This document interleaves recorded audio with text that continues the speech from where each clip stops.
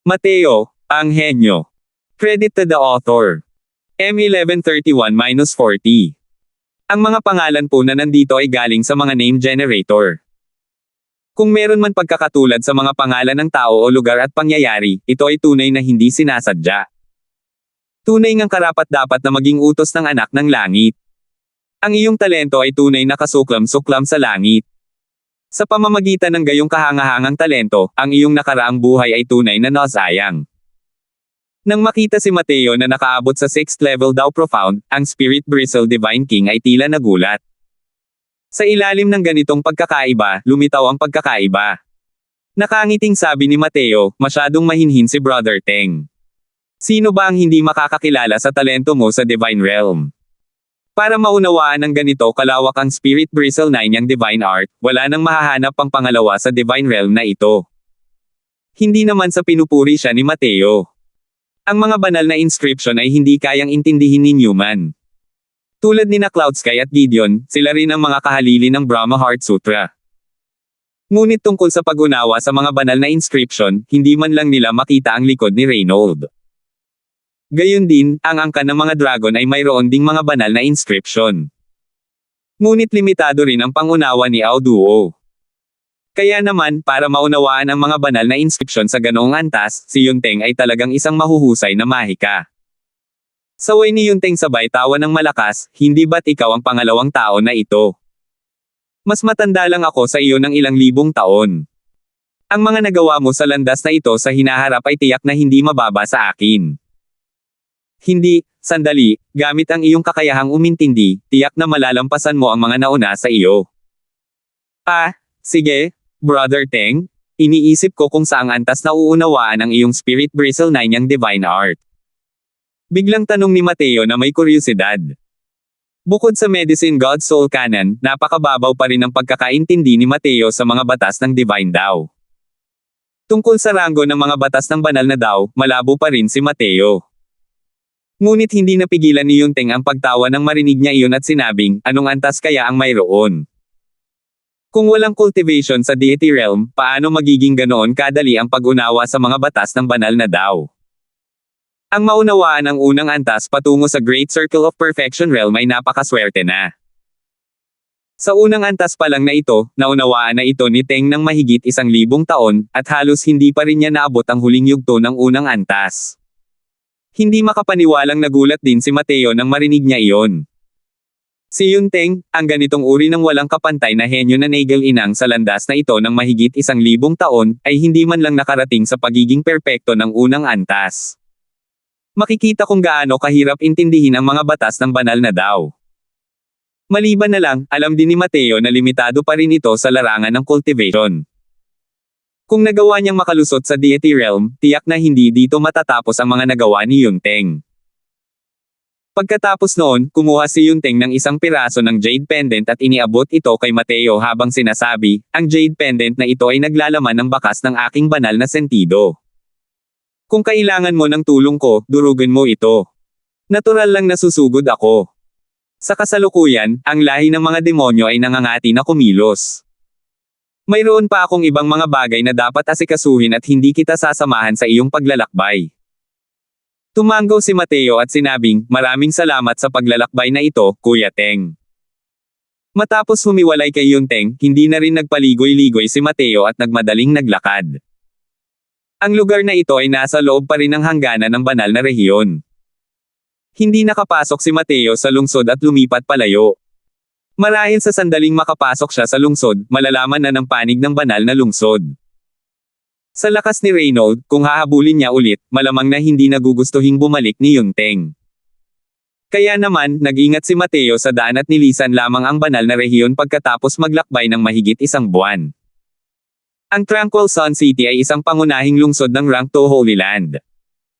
Ang mapayapang banal na lupain na ito ay isa ring basalyong banal na lupain ng banal na rehiyon. Ngunit ang lugar na ito ay napakalayo na sa banal na lungsod. Ang kontrol ng banal na rehiyon ay medyo mahina na. Basta't mas maingat si Mateo, natural na walang magiging masama. Pagpasok sa lungsod, biglang natuklasan ni Mateo na tila wala na siyang gaanong lahilo na kristal ng asensya ng langit. Sa loob ng Blue Drain Wilderness, para maitayo ang 99 Illusionary Spirit Heaven Slaughter Formation, halos naubos na ni Mateo ang lahat ng kristal ng Heaven Essence na nasa kanya. Sa kasalukuyan, halos wala siyang kahit isang sentimo sa kanyang bulsa. Ang pagsakay sa transmission array at natural na pag-alis ay nangangailangan ng malaking halaga ng mga kristal ng langit. Mukhang kailangan kong ibenta ang ilang mga bagay, buntong hininga ni Mateo. Bukod sa panahong iyon noong kakaakyat pa lang niya, tila hindi pa nag-aalala si Mateo tungkol sa mga essence crystal noon. Hindi niya inakalang sa oras na ito, kahit isang sentimo ay makakapagpabagsak sa isang bayani. Mabuti na lang at maraming spirit medicine si Mateo. Hindi rin kakaunti ang mga medicinal pills na pino niya. Walang masama sa pagbebenta ng ilan. Dahil naubos na ang pera, natural lang na kailangan ni Mateo na maghanap ng mapagkakatiwalaang mga ngalakal. Pinahinto ni Mateo ang isang martial artist at nagtanong, kapatid na ito, mayroon bang Meteor Trading Company sa Tranquil Sun City? Nang marinig ng taong iyon ang pangalang Meteor Trading Company, hindi niya maiwasang tumingin kay Mateo nang may kakaibang ekspresyon at sinabing, "Hey, meron pa ngayon, pero bukas, isipin mo na lang na wala na." Itong nakababatang kapatid, kung gusto mong bumili ng mga gamit, mas mabuting pumunta ka sa Paula Trading Company. Pagkatapos ngayon, ang Meteor Trading Company ay lubusan ng isasama sa Paula Trading Company. Mula sa bibig ng martial artist, natural lang na alam ito ni Mateo. Ang Divine Realm ay mayroong 9 na magagaling na kumpanya ng pangangalakal. 8 magagaling na kumpanya ng pangangalakal sa mga ito ang pawang nasa ranggong unong puwersa. Tanging ang Paula Trading Company na ito lamang ang isang mala Super Holy Land. Natural lamang na mayroong kaunting kompetisyon sa pagitan ng 9 na dakilang kumpanya ng pangangalakal, ngunit bumuo rin ito ng isang maselang balanse.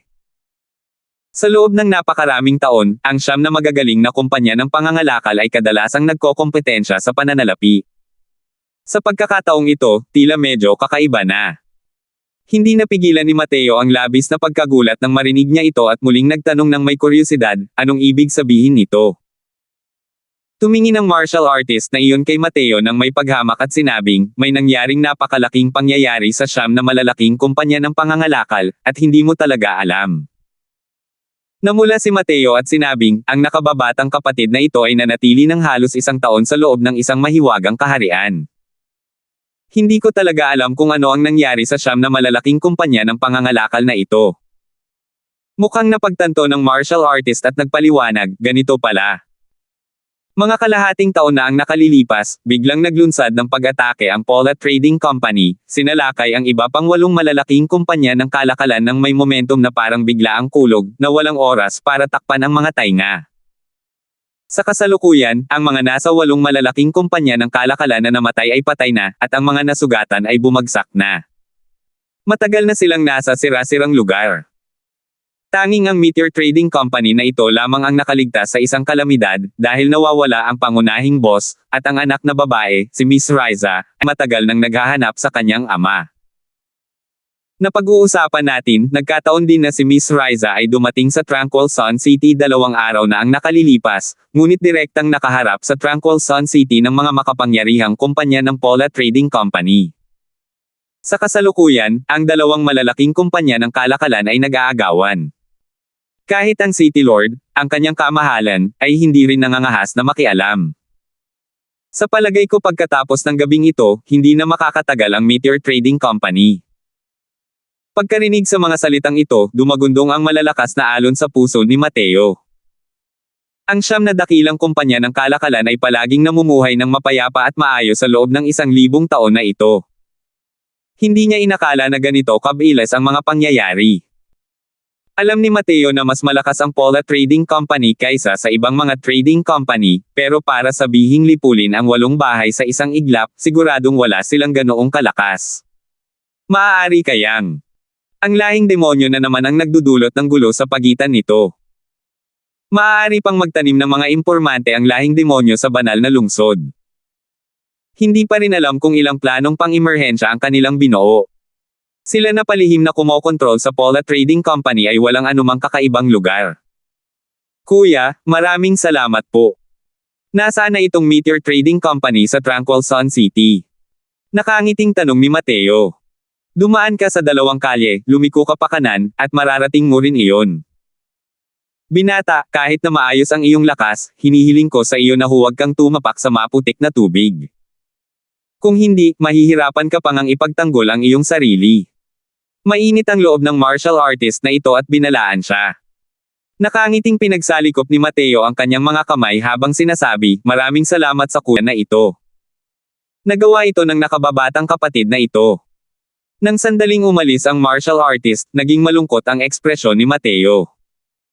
Kahit hindi ang lahing demonyo ang may kagagawan nito, kailangan pa ring tumulong ni Mateo. Mahirap hulaan ang mga bagay sa mundo. Hindi rin inaasahan ni Mateo na nagkataon lang pala ito. Si Riza ay nasa tahimik at maaraw na lungsod na ito. Noon, hindi nagtagal ay umakyat si Mateo at itinuturing na masayang nakakasundo niya ito. Hindi niya inakalang ang pamamaalam na ito, mahigit isang dekada na pala ang lumipas. Dahil nandito si Riza, kinailangan itong pakialaman ni Mateo kahit anong mangyari. 11:32. Ang Tranquil Sun branch ng Meteor Trading Company, sa oras na ito, ay napapalibutan ng isang grupo ng mga eksperto hanggang sa ito ay naging hindi natatagusan. Ang mga makapangyarihang iyon ay nakasuot ng mga kasuotan ng Pola Trading Company. Bawat isa sa kanila ay pawang mga eksperto sa Divine King Realm. Para sa isang kumpanya ng pangangalakal, ang mga eksperto sa Divine King Realm ay hindi madalas makita. Ang pagpapadala ng napakaraming tao ng sabay-sabay ay talagang medyo eksaherada. Ang panig ng Meteor Trading Company ay mayroon ding ilang mga eksperto sa Divine King. Ngunit bawat isa sa kanila ay may mga sugat. Sa tabi, marami pang bangkay ang nakahiga. Binabantayan ng mga banal na haring ito ang isang maliit at magandang babae sa gitna, na tila kalmadong nakatingin sa kamatayan. Hey, munting bata. Riza, masunurin mong ibigay ang Meteor Star Token. Baka tanggapin ka pa rin ng matandang ito bilang isang babae at bigyan ka ng paraan palabas. Kung lalaban ka ng matigas, kapag dumating na si Lord Clayton Payne, malamang na hindi iyon magiging madali kahit gusto mo pang mamatay. Sabi ng isang nasa katanghaliang gulang na banal na hari ng Pola Trading Company na may malaswang ngiti.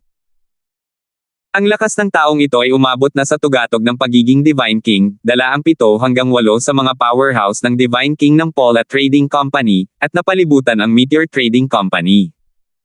Ang mga powerhouse ng Meteor Trading Company ay desperadong lumaban. Sa kasalukuyan, 4 o 5 powerhouse na lang ng Divine King ang natitira. Para na silang palaso sa dulo ng kanilang paglipad, isang pagod na puwersa. Ang iilang taong ito ang nagprotekta kay Riza sa gitna. Wala nang daan para umatras. Ngunit ang maputi at malalangit na mukha ni Riza ay puno ng kawalan ng pag-asa sa oras na ito. Dinaig ng Pola Trading Company ang 8 malalaking kumpanya ng kalakalan sa isang napakalakas na paraan. Sa kasalukuyan, tanging ang Meteor Trading Company lamang ang nakaligtas. Ang Meteor Star Token ang pangunahing token ng Meteor Trading Company. Magagamit ito ng isa upang gamitin ang lahat ng resources ng Meteor Trading Company. Kapag nasamsam na, ang Meteor Trading Company ay tuluyang matatapos. Alam ni Riza na ang mga pangunahing token ng iba pang 7 malalaking kumpanya ng kalakalan ay napunta na sa mga kamay ng Pola Trading Company. Ang piyesang ito sa kanyang kamay ang huling piyesa. Bumantong hininga si Riza at sinabi sa matandang lalaki sa tabi niya, Elder Tan, umalis na kayo. Hihilingin ko Kira na hayaan kayong umalis dala ang Meteor Star Token bilang kapalit. Wala nang gaanong saysay ang patuloy na pagtatanggol. Ang Elder Tan na ito ang punong elder ng Meteor Trading Company. Ang kanyang lakas ay umabot din sa tugatog ng Divine King. Dahil din sa presensya niya kaya nagtagal ang Meteor Trading Company hanggang ngayon. Papunta na pala ang Void Mystic Powerhouse ng Pola Trading Company. Hanggat dumating ang Clayton Payne na iyon, malamang na malas ang mga taong ito. Nalungkot si Elder Tan, at sinabi niya, Riza, ang mga buto ng matandang ito ay ang taong nabubuhay pa kay Meteor Star at ang multo ni Meteor Star sa kamatayan.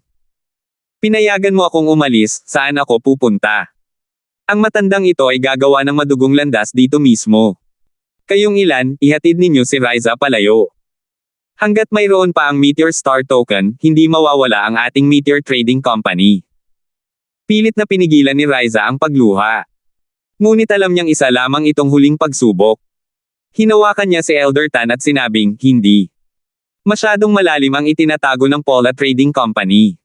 Hindi tayo makakatakas. Elder Tan, buong buhay mo kang nagambag sa Meteor Star.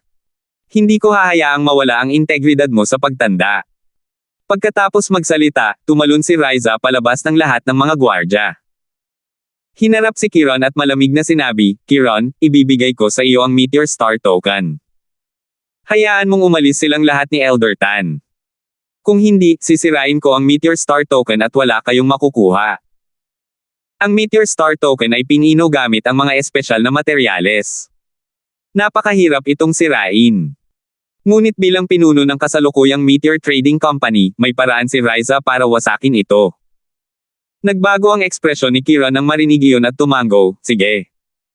May mga payaso lang na nagtatalon-talon. Ano ang masama kung hahayaan mo silang umalis? Kumaway siya, at binuksan ng mga nasasakupan ang daan. Sa totoo lang ay hahayaan niya talagang umalis sina Elder Tan at ang iba pa. Ang mga taong natitira ay pawang mga die-hard deboto ng Meteor Trading Company. Nagbago ang ekspresyon ni Elder Tan, at sinabi niya, "Riza. Sentimo A. Lumingon si Riza. Malamig ang kanyang ekspresyon, at idiniin niya ang maikling espada sa kanyang leeg at mariing sinabi, "Elder Tan, kung hindi kayo aalis, mamamatay si Riza sa harap ninyo." Hindi napansin ni Riza na sa oras na ito, isang bahid ng nakakapangilabot ng ngiti ang sumilay sa mga labi ni Kiron. Biglang sumabog ang kanyang figure, diretsyong tumungo kay Riza. Nang makita ang eksenang ito, lubhang nagbago ang ekspresyon ni Elder Tan, at napasigaw siya, "Mag-ingat ka, Riza." Pero huli na ang lahat. Si Kiron ay isang peak Divine King. Gaano kabilis ang kanyang movement technique? Sa isang kisap mata lang, nakarating siya sa tabi ni Riza at hinawakan ang braso nito. Hanggat pinipigilan niya si Riza, wala na siyang pagkakataong sirain ang Meteor Star Token. Masyadong mabilis ang biglaang pagbabago ng mga pangyayari. Hindi lahat ay nakareact agad. Namutla si Riza sa takot at likas na gustong sirain ang Meteor Star Token. Nang mahawakan na ni Kiron ang braso ni Riza, isang linya ng liwanag ng espada ang lumabas pailes, ang bilis nito ay napakabilis. Puchi! Naputol ang kamay ni Kiron sa palso. Arg! Nagulat ang karamihan. Tanging ang matinis at malungkot na sigaw ni Kiron ang umalangaw-ngaw. Natigilan si Riza, at nakalimutan niyang sirain ang Meteor Star Token ng ilang sandali. Ang mga makapangyarihang puwersa ng Paula Trading Company ay parang pagharap sa isang matinding kalaban. Hindi nila lubos na makita kung saan nagmumula ang liwanag ng espadang ito. Tumingin sila sa paligid at hindi nila mahanap ang kalaban. Sino? Sino ang maglalakas loob na agawin ang upuang ito? Lumabas ka rito para sa upuang ito. Inilantad ni Kiron ang kanyang mga ngipin at sumigaw ng malakas. Sampal! Hindi pa natatapos ang boses ni Kiron nang bigla siyang sinampal ng malakas ng isang tao sa sahig. Ang mga Divine King Powerhouse ng Paula Trading Company ay parang nakakita ng multo. Ang sampal na ito, hindi nila talaga makita ng malinaw kung sino ang humahampas dito. Ang baho ng bibig mo, dapat tamaan ka. Isang batang figure ang biglang lumitaw sa pinangyarihan, dahilan para magtinginan ang lahat. Nang makita ni Riza ang figurang ito, napuno ng masayang pagkagulat ang kanyang mga mata. Oo. Hindi, Lawson. Tatawagin na sana ni Riza ang pangalan ni Mateo nang bigla niyang naalala ang isa pa nitong pagkakakilanlan at dali-dali niyang nasabi ang tama. Dahil sa mga information channel ng Meteor Trading Company, paano nila hindi malalaman ang impormasyon tungkol sa pagbabalik ni Mateo sa Divine Realm? Noon, nang makuha ni Riza ang impormasyong ito, matagal siyang natigilan bago kumalma. Hindi niya lang akalain na pagkatapos ng maraming taon, gumawa pala ng hakbang si Lord Mateo at iniligtas siya. Lumingon si Mateo at sinabi kay Riza nang nakangiti, "Huwag kang mag-alala. Mas mabuting tawagin mo akong Mateo." Naging masaya ang mukha ni Riza, at tumango siya, Lord Mateo." Umiling si Mateo nang walang magawa at humarap sa mga makapangyarihang kumpanya ng Paula Trading Company. Nagtanong siya, "Sino ang pupunta at magsasabi sa akin kung sino ang kumokontrol sa Paula Trading Company ngayon?" Nagpalitan ng tingin ang mga Divine King powerhouse na iyon, ang kanilang mga mukha ay nagpapakita ng mga blankong tingin. Nakita ni Mateo ang kanilang ekspresyon at alam niyang walang alam ang mga lalaking ito, at hindi niya maiwasang madismaya ng husto. Akmang lipulin na sana ni Mateo ang mga banal na haring ito nang biglang may isang malakas na aura na pumihil sa kanya. Saan nanggaling ang batang to? Para manghimasok pa sa mga gawain ng Paula Trading Company ko. Isang figure ang bumaba mula sa langit, ang kanyang aura ay kahanga-hanga. Nang makita ang taong ito, biglang nagbago ang ekspresyon ng lahat. Isa pala itong Void Mystic Powerhouse. Hindi ko inakalang ganito pala kalakas ang Paula Trading Company, na basta-basta na lang nagpapadala ng Void Mystic Powerhouse. Kanina, akala ko pa rin ay nakaligtas ang Meteor Trading Company sa isang kalamidad. Ngayon, kung titingnan mo, may paparating na kalamidad. Mukhang napakalakas ng binata. Pero 6th level daw, profound pa lang siya. Hindi pa rin kayang harapin ang mga powerhouse ng Divine King, pero kapag dumating na ang mga Void Mystic Powerhouse, malamang na puno ito ng mga posibilidad na nakakatakot. Nang makita ni Ryza ang pagdating, hindi napigilan ng kanyang ekspresyon ang pagbabago ng malaki habang mabilis niyang sinigawan si Mateo, "Mateo, dal iyan mo." Ang Clayton Payne na ito ang tagapagtanggol ng kasalukuyang Paula Trading Company. Isa siyang veterano ng Void Mystic Powerhouse. Hindi ka isang match. 11:33. Hahaha, umalis ka na. Dahil nandito na ang upuan mo, wala ni isa sa inyo ang makakaalis ngayon. Ibigay mo ang Meteor Star Token ng masunurin, at maiiwan ko kayong buo ang bangkay. Matinding tumitig si Clayton Payne, na may kahangahangang anyo. Ang mga taong nakapalibot at nanunood ay tahimik na parang mga sikada sa taglamig. Isang Void Mystic Powerhouse, na hindi pa nakikita ng mga martial artist ng rank 2 Holy Land sa buong buhay nila. Ang ganitong uri ng kapangyarihan, nang makita nila ito, ay maihahalin tulad sa isang maladyos na pag-iral. Matagal nang itinago ng banal na Panginoong ito ng tahimik na araw na banal na lupain ang kanyang sarili sa hindi alam ng Diyos kung saan. Sa marahas na pag-aaway ng dalawang dakilang kamara ng komersyo, isa siyang inosenteng nakasaksi na sangkot. Humarang si Ryza sa harap ni Mateo at sinabing, "Mateo, mabuti ang intensyon mo," nakuha iyon ni Ryza. "Tutulungan ka naming humarang sandali, umalis ka na. Wala nang pag-asa ang Meteor Trading Company. Ayoko nang hilahin ka pa. Hahaha. Ang gaganda ng magkasintahang to. Pero, nagbibiro ba kayo? Ngayon, walang sino man sa inyo ang maaaring umalis." Tumawa ng malakas si Clayton Payne at sinabing.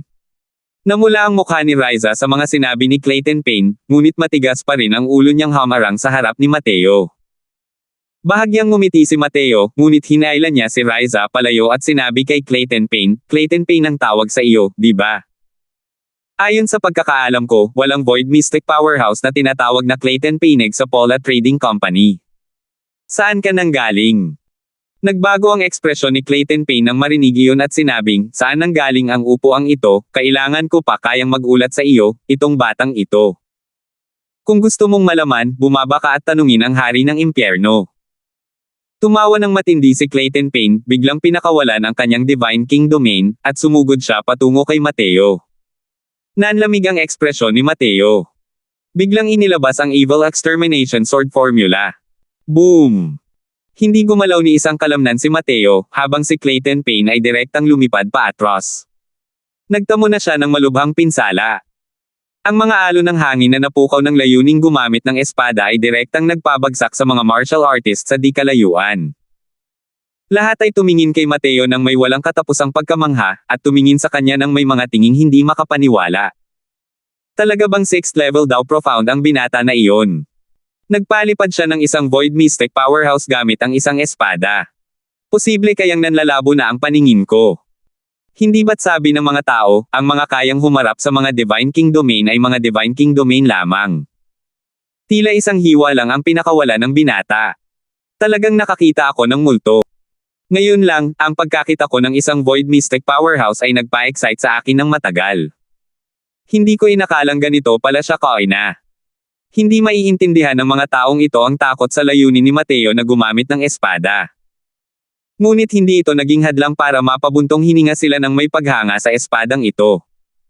Dahil ang kalaban ni Mateo ay isang walang talo na nilalang, isang void mystic powerhouse. Malayo ang lakas ng Clayton Payne na ito sa lakas ni Brandon. Ang kanyang Divine King Domain ay nasa saklaw lamang ng 1,000 talampakan.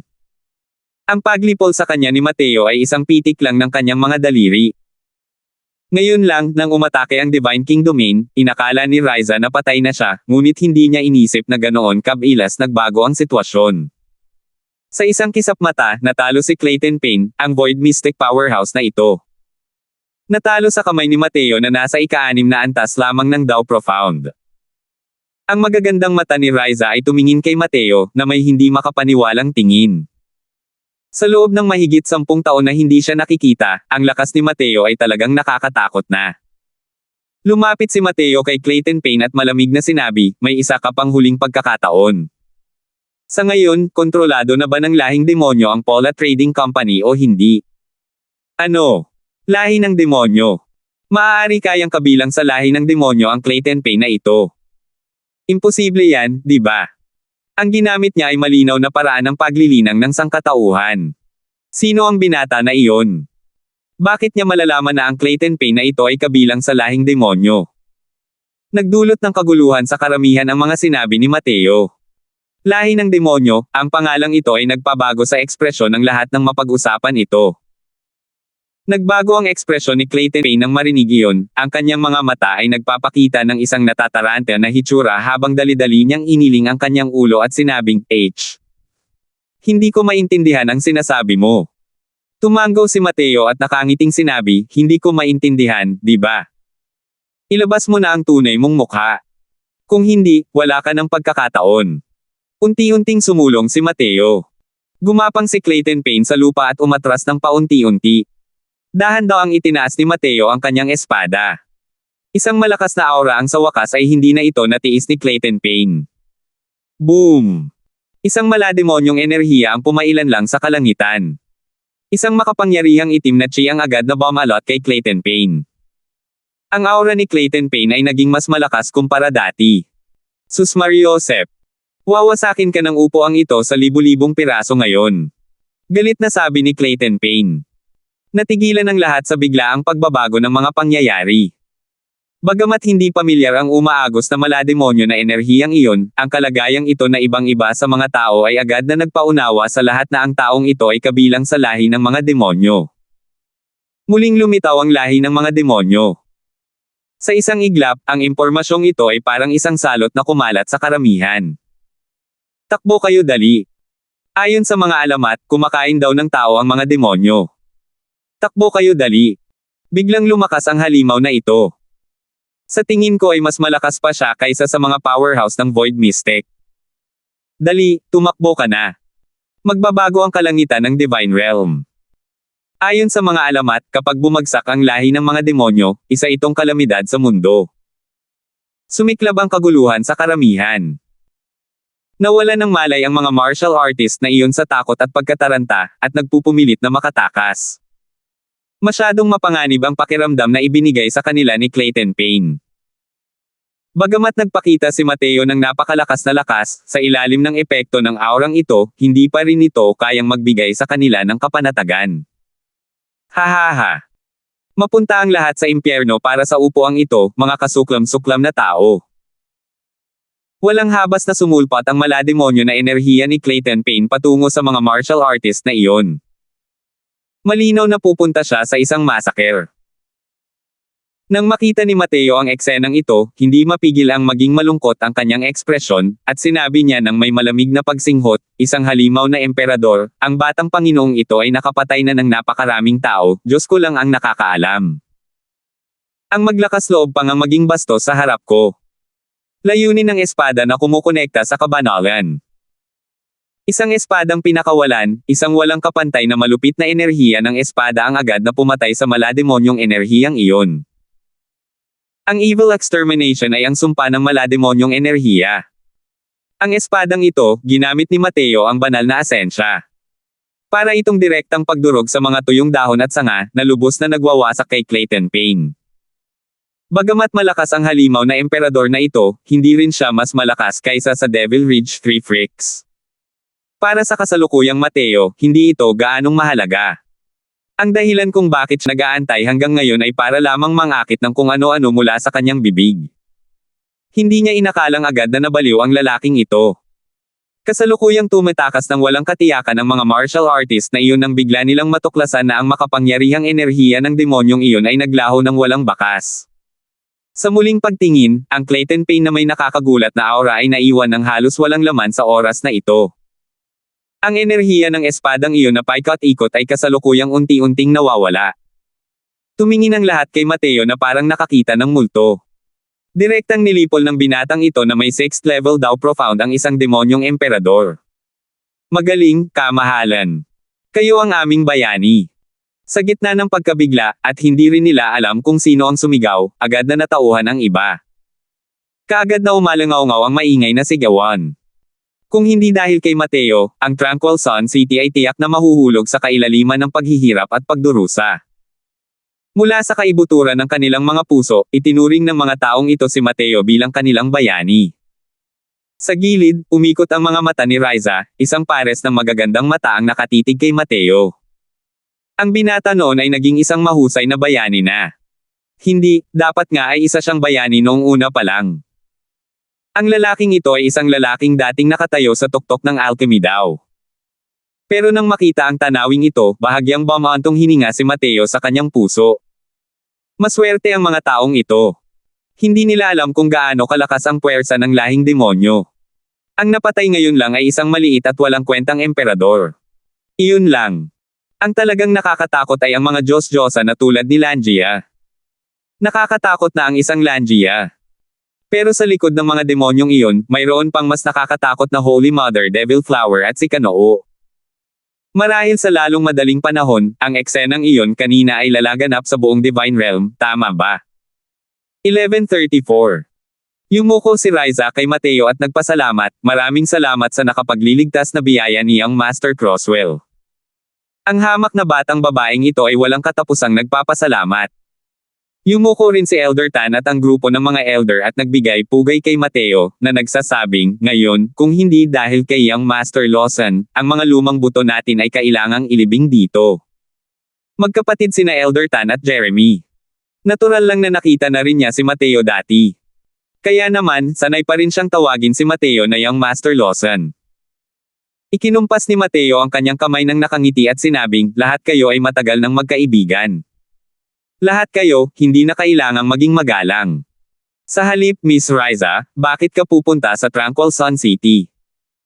Lumambot ang ekspresyon ni Riza at sinabing, nitong ilang taon, patuloy na hinahanap ni Riza ang kinaroroonan ni Ama.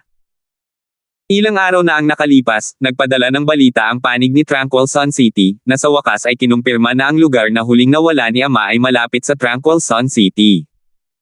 Kaya naman, nagdala si Riza ng ilang matatanda at nagmadaling pumunta roon buong gabi. Hindi ko inakalang. Nakaiwas pala tayo sa pagkubkob. Kumunat ang noo ni Mateo at sinabing, ang Tranquil Sun City na ito ay isa lamang rank to Holy Land. Ano ang dahilan ng pagpunta rito ni Brother Hale? Sa pagkakataong ito, biglang sumingit si Elder Tan, hindi alam ni Riza ang tungkol dito. Pero medyo alam ito ng matandang ito. Noon, sinabi ng head boss na nakatanggap siya ng balita tungkol sa Silver Moon Heavenly Tea, pagkatapos ay umalis siya sa Meteor Star Trading Company, at mula noon ay hindi na alam ang kinaroroonan niya. Kaya lang, nagtataka ako kung bakit niya itinuturing na napakahalaga ang Silver Moon Heavenly Tea na ito. Nanginig ang buong katawan ni Mateo nang marinig iyon, at kumikirot ng malakas ang kanyang puso. Hindi alam ni Elder Tan, pero alam ni Mateo kung bakit.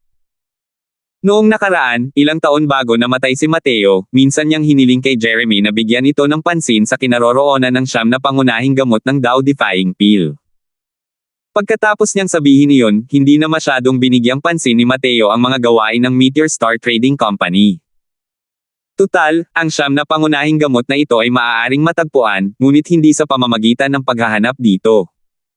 Ang Silver Moon Heavenly Tea na ito ay isa sa siyam na pangunahing gamot. Maaari kayang nawala si Jeremy dahil sa pagtulong sa kanya na makahanap ng mga gamot na may kinalaman sa espiritu. Tila ito lang din ang posibilidad. Sa nakaraang buhay, bagamat hindi itinuturing na malapit sina Mateo at Jeremiah, ang kanilang relasyon ay itinuturing ding maganda. Hindi lang talaga iniisip ni Mateo na may pakialam pala si Jeremy sa mga bagay-bagay. Marahil ay may balak si Jeremy na humingi ng pabor sa mga nasa kapangyarihan, ngunit anuman ang mangyari, isinugol niya nga ang kanyang buhay. Hanggang ngayon, hindi pa rin alam ang kanyang buhay o kamatayan. Anong problema, batang Panginoon Ye? Maingat na tanong ni Riza. Nang makita ang dakilang pagpapakita ni Mateo ng banal na kapangyarihan ngayon, alam ni Zhao Quan na ang lalaking ito ay nakaakyat na muli sa tuktok. Siya ay mga tao na ng dalawang magkaibang mundo. Tahimik niyang isinantabi ang romantikong kaisipang iyon. Kumaway si Mateo at malamig na sinabi, ayos lang ako. Malapit ang relasyon namin ni Brother Hale. Dahil nakasalubong ko ito, walang dahilan para hindi ako magligtas.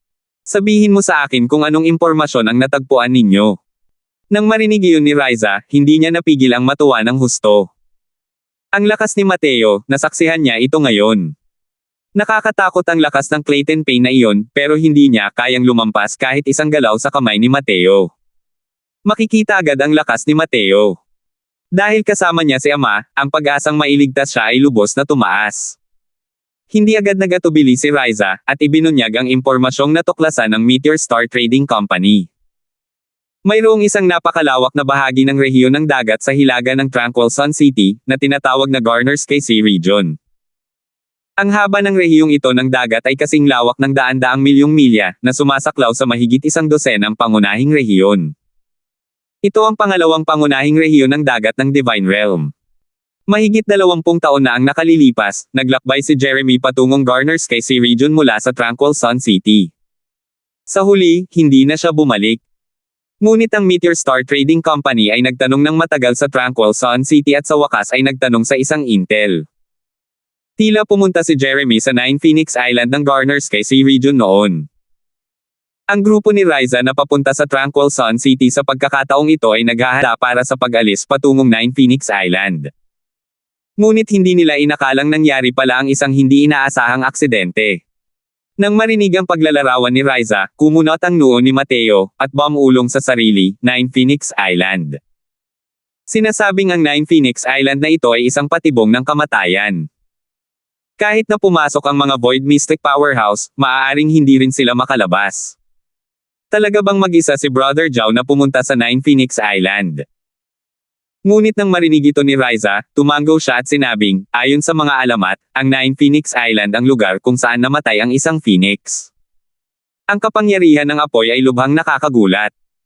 Kahit na pumasok ang mga Void Mystic Powerhouse sa loob, isang pagkakamali lang ay masusunog din sila hanggang sa mamatay ng Fire Spirit.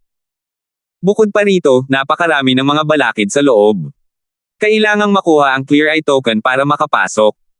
Wala pang nakakakita nito noon kung anong klaseng bagay ang Clear Eye Token na ito. Hindi napigilan ni Mateo na bahagyang maging malungkot nang marinig niya ito. Dahil mahigit 20 taon nang pumapasok sa 9 Phoenix Island at hindi kailanman lumabas, malamang napuno ng malungkot na posibilidad si Jeremy Mayer. Pero ngayong dumating na ito sa punto, natural lang na kailangan ng maglakbay ni Mateo. Sige, hintayin ninyo ang balita ko sa Tranquil Sun City. May kailangan pa akong asikasuhin. Pagkatapos ng ilang araw, pupunta ako sa 9 Phoenix Island at hahanapin ang bakas ni Brother Mayer, sabi ni Mateo. Ngunit matigas ang ulong sinabi ni Riza, hindi maaari. Batang Panginoon Croswell, alam kong mabuti ang iyong intensyon, ngunit sa wakas ay nahanap ko na ang balita ni Ama. Kailangan kong pumunta at tingnan ito. Kahit na makita ko ang kanyang bangkay, wala na rin akong ilusyon tungkol sa bagay na ito. Hinimok din ni Elder Tan, Young Master Lawson, ipinapakita ni Riza ang kanyang pagiging magalang sa magulang. Nitong mga nakaraang taon, halos tumatakbo na siya para hanapin ang kinaroroonan ng pangunahing boss. Ngayong nasa harap na niya ito, paano naging lohikal na hindi pumasok? Isa pa, ang pananatili natin sa Tranquil Sun City ay maaaring hindi mas ligtas kaysa sa 9 Phoenix Island. Ang Pola Trading Company ay labis na nakakapangibabaw sa kasalukuyan. Malamang ay matagal na silang napasok ng malalim ng mga demonyo. Wala lang silang Clayton, isang Void Mystic Powerhouse. Dahil natalo na niyang Master Lawson si Clayton Payne, tiyak na hindi nila matatanggap ang mga bagay-bagay. May katuturan din ang sinabi ni Elder Tan. Hindi nga ligtas para sa kanilang grupo na manatili rito. Pero ayaw silang isama ni Mateo. Maging si Elder Tan ay naging pabigat din kay Mateo. Imbes na isama sila, mas mabuting siya na lang ang pumasok. Dahil lang sa matigas na anyo ni Riza, alam din ni Mateo na walang saysay ang pagsasabi ng hindi pa. Tumango na lang siya at sinabing, sige. Kung ganoon nga, magsama na kayo. Pero ako na muna ang magsasabi ng mga masasakit na bagay. Kapag dumating ang panahon, sundin mo ang utos ko sa lahat. Kung hindi, kapag may nangyaring aksidente, huwag mong sisihin ang Crosswell na ito sa hindi pagkilala sa relasyon. Lumukat ang mukha ni Mateo, parang isang mapangyarihang tao. Kahit si Elder Tan ay hindi rin naglakas loob na sumuway at nagmadaling nagsabi, huwag kang mag-alala, Young Master Lawson. Susundin namin ang iyong mga tagubilin. Hindi agad umalis si Mateo dahil gusto niyang tulungan si Chen Ao na pinuhin ang 9 Melody Origin Vitalizing Pill.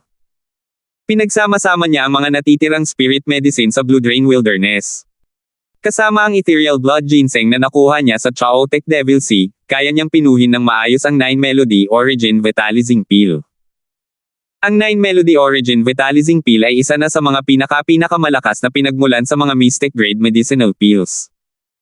Kung hindi dahil sa pag-unawa ni Mateo sa Medicine God's Soul Canon, sa kasalukuyan niyang kalagayan, hindi niya ito lubos na mapipino.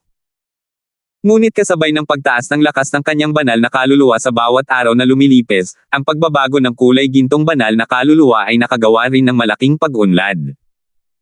Gamit ang kanyang 6th level daw Profound Essence Energy na may kasamang gintong kulay Divine Soul, ang pagpino ng 9 Melody Origin Vitalizing Pill na ito ay natural na hindi mahirap. Pagkalipas ng 3 araw, nabuo ang 9 Melody Origin Vitalizing Pill. Hawak ang gamot na ito sa kanyang kamay, tumulo ang mga luha sa matandang mukha ni Chen Ao.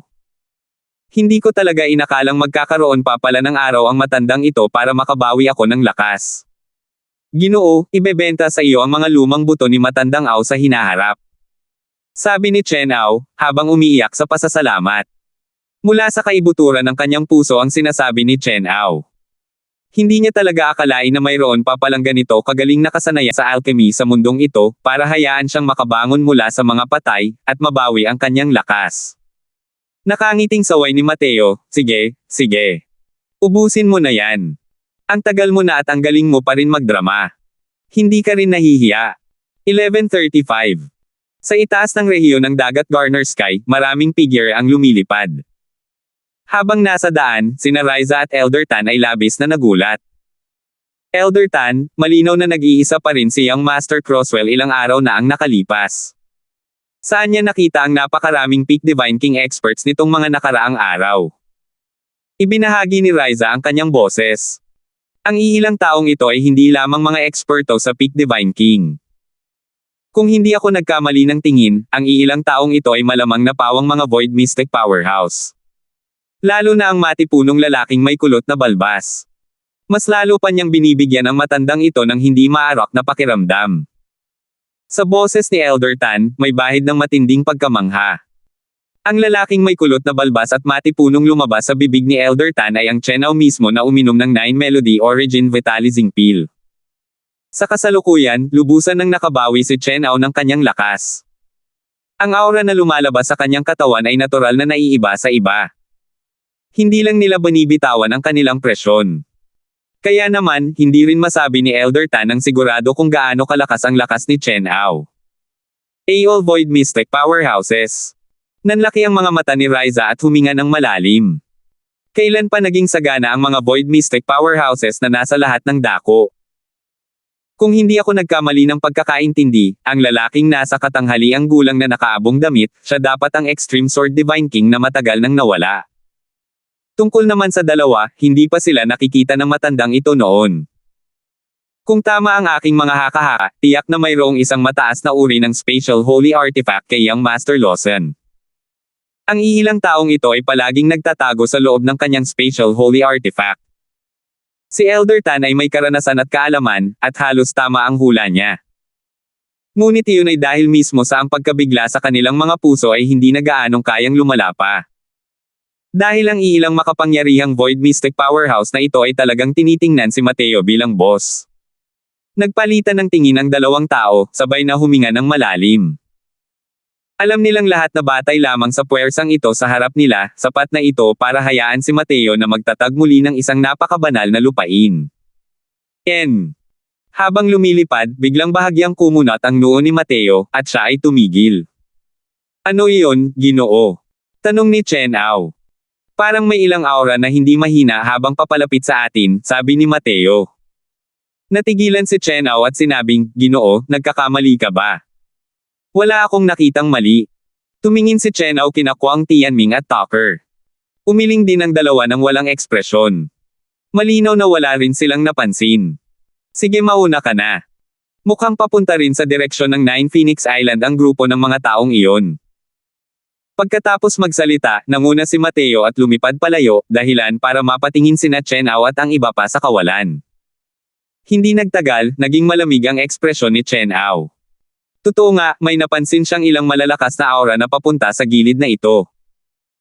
Hindi niya maiwasang tumingin kay Mateo nang may pagkamangha at sinabing, Ginoo, ang iyong perception. Napakalawak talaga ng radius. Lubos na siyang nakabawi ng kanyang lakas sa kasalukuyan. Lumakas din ng malaki ang kanyang perception. Kung susuriin ang buong Divine Realm, kakaunti ang mga taong mas malawak ang saklaw ng pangunawa kaysa sa kanya. Pero si Mateo ay nasa 6th level daw, profound pa lamang. Ang kanyang perception range ay mas malawak ng ilang beses kaysa sa kanya. Paanong hindi siya mabibigla nito? Habang sa oras na ito, sa malayong mga tubig dagat, ilang mga anino ang sumingit sa mga alon at dumating, ang kanilang bilis ay walang kapantay na kakaiba. Sa simula, ang kanilang direksyon ay patungo sa 9 Phoenix Island. Ngunit nang makita ang grupo ni Mateo, lumingon sila at pumunta rito.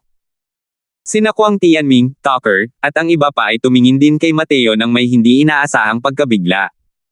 Nakababatang kapatid, ang persepsyon mo ay talagang nakakatakot. 15 minuto bago iyon, natuklasan mo na ang mga ito. Sabi ni Kwang Tianming nang may pagtataka. Sa bilis ng lahat, nagawa pa ring maglakbay ng ilang 10,000 milya na may 15 minutong lakas ng paa. Ibig sabihin din ito na ang saklaw ng persepsyon ni Mateo ay talagang nasa layong ilang 10,000 milya ang layo kaysa sa kanila. Ang pagkakaibang ito ay talagang napakalaki rin. Nakangiting sabi ni Mateo, maghintay kayo hanggang sa maintindihan ninyo ang Heavenman Unity. Natural lang na magagawa nyo rin iyan. Hindi sinasadyang natigilan ang lahat sa mga sinabi ni Mateo. Bawat isa sa kanila ay tumingin sa kanya at hindi mapigil ang umirap. Paano naging ganoon kadaling makamit ang Heavenman Unity? Si Mateo lang din ang kakaibang ito na nag-cultivate ng Heart Realm tungo sa perpeksyon noong nasa 6th level daw profound siya. Karera sa dagat yan. Parang walang magandang intensyon ang pagdating nila. Biglang sumimangot si Chen Ao at sinabing, humigit kumulang 10 figure ang gumuhit ng mahabang baka sa ibabaw ng tubig. Nagbabanta ang grupo ng mga tao. Malinaw na hindi sila madaling pakisamahan. Swoosh! Swoosh! Swoosh! 10 figure ang lumabas mula sa ibabaw ng tubig, direktang nakapalibot kay Mateo at sa iba pa. Ang pangit lang talaga ng itsura ng mga taong ito. Karamihan ay may ulo ng isda at katawan ng tao, na talagang hindi natural. Haha, mga kasuklam-suklam na tao. Ialay ninyo sa inyo ang mga kristal ng asensya at mga kayamanan, at patatawarin namin ang inyong buhay. Sabi ng isang sirena na may malaking ulo at malalaking tainga. Ang lakas ng sirenang ito ay lubhang kahanga-hanga. Malinaw na naabot na nito ang antas ng mga makapangyarihang void mystic ng tao. Ang kanyang pangunawa sa langit at lupa ay hindi talaga mahina. Hindi lang siya, kundi pati na rin sa mga kamag-anak niya, mayroon talagang 4 na tao na pawang mga void mystic powerhouse. Nang makita ang ganitong uri ng kapangyarihan, ang mga mukha ni Ryza at Elder Tan ay agad na namutla ng husto. Hindi itinagol ng iilang lahi sa dagat ang kanilang mga aura. Ang nasa unahan ay mas malakas pa sa 1 grado kumpara sa Clayton Pay na iyon. Bukod pa rito, sa sandaling lumabas sila, 5 void mystic powerhouses ang mga iyon. Labis silang nag-alala dahil dito. Nang makita ni Mateo ang ksenang ito, hindi niya napigil ang sabihin sa gulat, hindi ko inakalang ganito pala kalakas ang lakas ng lahi sa dagat. Bigla na lang siyang nakasalamuhan ng isang grupo at sila ang mga void mystic powerhouse. Ang lahi ng dagat at lahi ng tao ay nanatiling hindi nakikialam sa mga gawain ng isa't isa. Napakakaunti ng mga contact ng magkabilang panig. Para sa mga martial artist na medyo mahina ang lakas, kapag nakatapak na sila sa Garner's Casey region, napakaliit na ng posibilidad na makalabas ng buhay.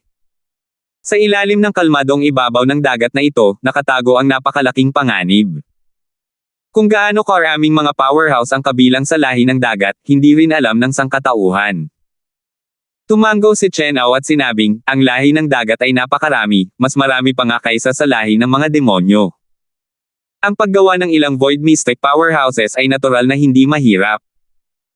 Tumanggo si Mateo, ipinapahayag ang kanyang pagkilala at nagpatuloy, kahit mataas ang cultivation realm, parang hindi pa masyadong malinaw ang kanilang mga utak. Nang marinig ito ni Chen Ao at ng iba pa, lahat sila ay nagtaas ng kanilang mga ulo at nagsimulang tumawa ng malakas. Sabay na sigaw ng 2 taong ito, hindi man lang nila inisip ang grupo ng mga taong dagat.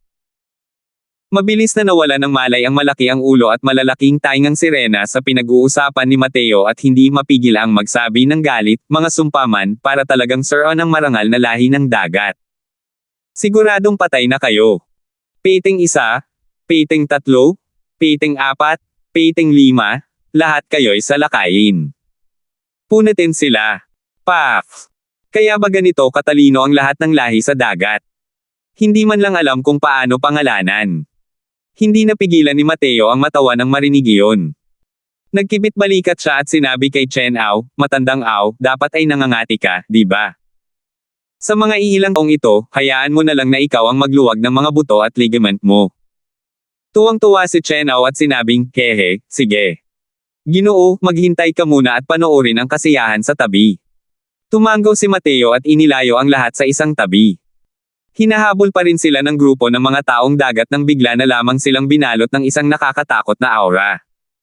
Dragon na tumatalon sa 4 na dagat. Pagkatapos ng 20,000 taon, ang Divine King Domain ni Chen Ao ay pinakawalan sa buong kapangyarihan nito sa unang pagkakataon. Nang makita ang eksenang ito, biglang nagbago ang ekspresyon ng lahat. Dahil ang sakop ng banal na hari ni Chen Ao ay 10,000 talampakan ang lapad. Sa loob ng 10,000 talampakan na radius, nasasakupan ito ni Chen Ao. Lalo na sina Elder Tan at Riza, ang 2 taong iyon, halos lumuwa na ang kanilang mga mata. Isang napakalakas na Divine King Domain, bihira pa rin itong makita noong nabubuhay pa sila.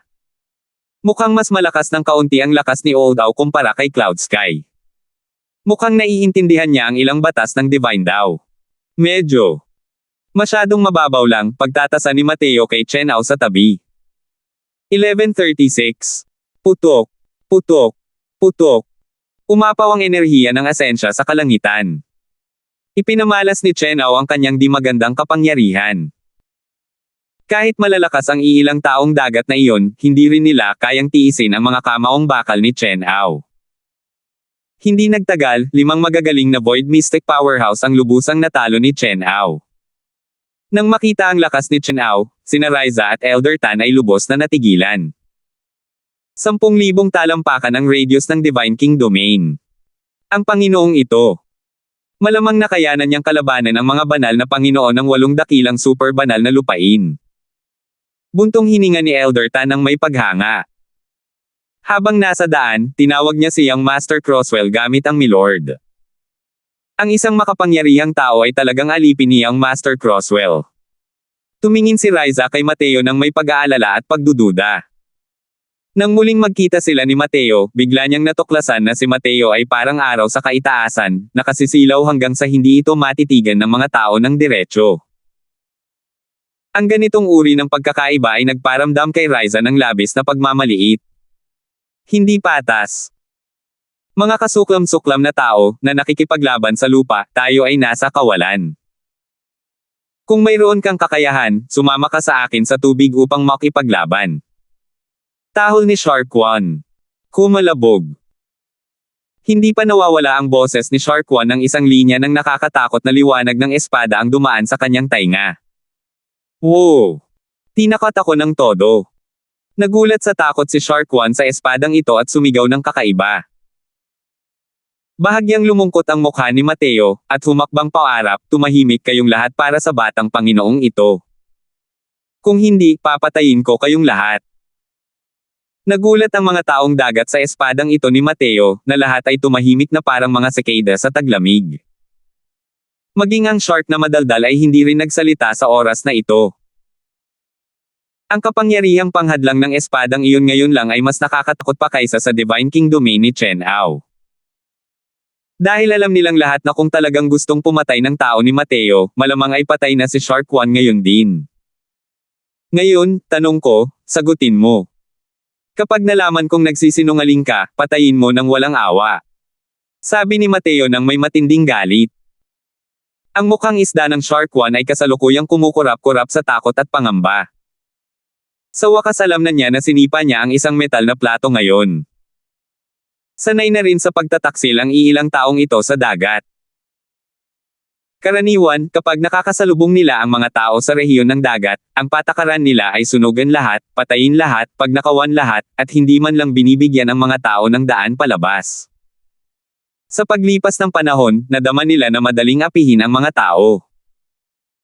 Kaya naman, nang makita nilang may grupo ng mga tao rito, lalo na't mahina ang kanilang lakas, agad silang sumugod. Sino ang mag-aakala na ang mga kalakasan ng iilang taong ito ay talagang napakalakas? Opo, opo, opo. Kamahalan, sige po at magtanong kayo. Tiyak na hindi magsisinungaling si Shark One. Nagmamadaling sabi ni Shake One. Sumulyap si Mateo sa kanya at malamig na sinabi, pupunta ba kayo sa Nine Phoenix Island? Natakot si Shark One sa aura ni Mateo at hindi nang ahas na magsinungaling, dali-daling sinabing, opo, kamahalan. Pupunta kami sa Nine Phoenix Island. Madalas ba kayong pumupunta sa Nine Phoenix Island? Tanong ni Mateo nang nakakunot ang noo. Oo. Kada 3 buwan, magkakaroon ng malawakang kalakalan ang Nine Phoenix Island. Kapos ang ating mga taga-dagat sa mga mapagkukunan. Kaya naman, madalas kaming pumupunta rito para sumali sa trade fair, sabi ni Shark One. Ikinagulat ng lahat ang balitang ito. Ang Nine Phoenix Island na isang patibong sa mga alamat ay mayroon palang malaking trade fair. Akala ng lahat ng tao ay isang islang walang nakatira ang Nine Phoenix Island. Walang sino man ang nag-akala na may mga tao pala sa lugar na ito. Sa katunayan, tila hindi lang ito iilan sa kanila. Sino ang nag-organisa nitong trade fair? Tanong ni Mateo nang nakakunot ang noo. Pero umiling si Shark One at sinabing, hindi ako sigurado tungkol dito. Nabalitaan ko lang na tinatawag siyang Heavenspan Island Master. Wala na akong ibang alam tungkol sa iba pa. Heavenspan Island Master. Narinig na ba ninyong lahat ang pangalang ito dati? Hindi pa naririnig ni Mateo ang pangalang ito noon at hindi niya napigil ang magtanong sa iba. Ang iba ay blanko rin ang tingin. Malinaw na hindi pa nila naririnig ang mga ito noon. Pero kitang-kita na ang Heavenspan Island Master na ito ay isang napakalakas na tao. Kung hindi, dahil sa katigasan ng ulo at pagiging sutil ng mga taga-dagat, sa pag-oorganisa ng ganitong uri ng trade fair, hindi ba't sisikat ang lahat? Sabihin mo nga sa akin ng detalyado ang nalalaman mo tungkol sa sitwasyon ng trade fair. Seryosong sabi ni Mateo. Hindi nang ahas na mag-atubili si Shark One, ikinwento ang sitwasyon ng trade fair nang hindi binabanggit ang anumang detalye. Lumalabas na ang trade fair na ito ay isinagawa na pala sa loob ng 1,000 taon. Ang mga lalahok sa trade fair na ito ay kinakailangang may hawak na Clear Eye Token. Kung hindi, sila ay mawawala sa harang na may hamog sa labas ng isla. Hindi lamang mayroong nakamamatay na lason sa harang na ito na may hamog, kundi mayroon ding mga napakalakas na espiritu ng apoy. Kapag nakatagpo, kahit ang mga Void Mystic Powerhouse ay matutupok din hanggang sa maging abo. At ang mga nakibahagi sa trade fair na ito ay hindi lang mga taga-dagat, mayroon pang ilang mga tao, pati na ang mga may kapangyarihang nagmula sa lahing demonyo. Karamihan lang sa mga lumahok sa trade fair ay mga kilalang makapangyarihan. Napakakaunti lang ng mga eksperto mula sa mga sekta. Bukod dito, ang mga taong may hawak ng Clear Eye Token ay isa ring nakapirming grupo. Sa makatuwid, ang mga lumahok sa trade fair sa mga libong taong ito ay halos nakapirming grupo. Mayroon lamang ilang maliliit na pagbabago. Habang nakikinig hanggang dito, napagtanto ni Mateo kung bakit kakaunti lang ang alam ng mundo sa labas tungkol sa Nine Phoenix Island. Ito ay isang medyo selyadong palitan ng mga tao. Napakahirap talaga para sa mga tagalabas na makapasok. Para makapasok sa 9 Phoenix Island, kailangan ng rekomendasyon mula sa isang insider at makuha ang Clear Eye Token. Bukod pa rito, ang mga makapasok sa 9 Phoenix Island, ang pinakamababa, ay dapat ding mga powerhouse ng Divine King Realm. Malamang napapatayin ng mga taong dagat ang mga ordinaryong tao bago pa man makarating sa lugar na ito ng rehiyon ng dagat. Kailangang aminin na ang 9 Phoenix Island na ito ay nakatago ng malalim.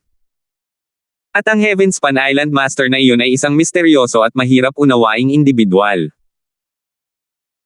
Mahigit 20 taon na ang nakalilipas, may isang makapangyarihang tao na nagngangalang Jeremy na medyo kamukhang kamukha niya, na minsan nang nakapasok sa 9 Phoenix Island dati. May kutob ka ba? Biglang nagsalita si Mateo at nagtanong. May ilang pagkakatulad ang hitsura ni na Jeremy at Riza. Kung nakita man ito ni Shark One dati, dapat ay mayroon na siyang impresyon. Nang marinig ang tanong ni Mateo, lumingon din si Riza kay Shark One nang may kinakabahang tingin, umaasang makakakuha ng ilang kapaki-pakinabang na impormasyon mula sa kanyang bibig. Ang totoo niyan, tiyak na mabibigo siya ng Shark One. Para lang makita si Shark One na umiling at sabihin, ang mga powerhouse ng Human Divine King na nakita ko nitong mga nakaraang taon ay hindi bababa sa 1,000 rin. Paano makakaalala si Shark One? Nag-isip si Mateo at muling nagtanong kung gayon. Mga 20 taon na ang nakalilipas, mayroon bang nagtanong tungkol sa Silver Moon Heavenly Tea dati sa 9 Phoenix Island? Napaisip si Shark One at sinabing, Silver Moon Heavenly Tea, 20 taon na ang nakalilipas, talagang lumitaw na ito dati. Napakarami lang talaga ng mga taong nag-aagawan para sa ganitong uri ng kayamanan noong panahong iyon. Sa huli, nakuha ito ng isang misteryosong makapangyarihang tao. Nang marinig ito ni Mateo, hindi napigilan ng kanyang mga mata ang pagkislap. Muli siyang nagtanong, ano ang hitsura ng makapangyarihang taong iyon? Pero umiling ulit si Shark One at sinabing, natakot ng buo ng taong iyon ang sarili niya. Hindi ko talaga makita ang nasa loob. Hindi maiwasan ni Mateo na bahagyang madismaya. Malamang na ang makapangyarihang taong iyon ay si Jeremy. Pero saan nga ba siya napunta sa huli? Sige, manguna ka sa daan papunta sa 9 Phoenix Island. Sabi ni Mateo. Ang dapat itanong ay naitanong na ng buo. Natural lamang na hindi titigil si Mateo para mag-isip ng matagal.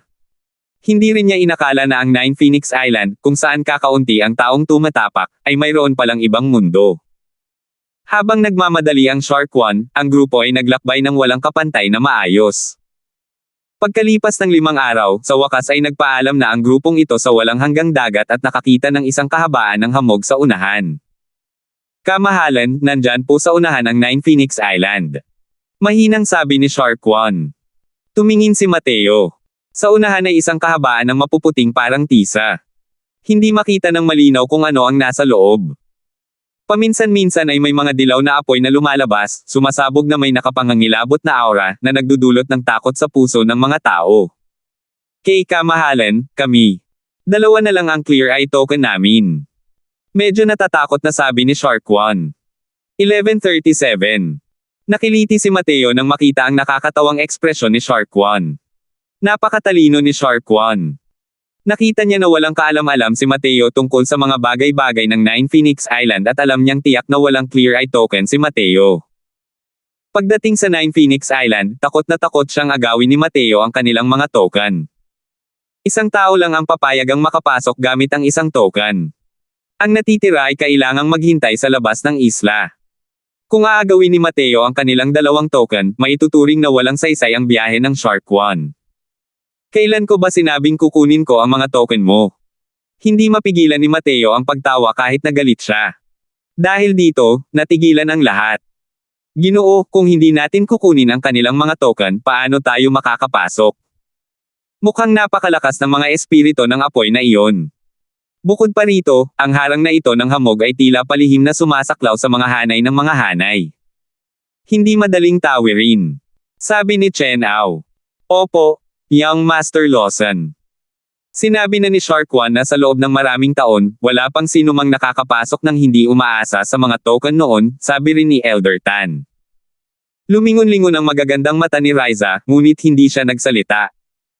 Ngunit ang nagtatakang tingin sa kanyang mga mata ay kapansin-pansin din. Ngumiti si Mateo nang marinig iyon at sinabing, 2 token lang ang meron sila. Kahit agawin pa natin yan, 2 lang sa atin ang makakakapasok. Sino naman ang papasok? Natigilan ang lahat sa mga sinabi ni Mateo.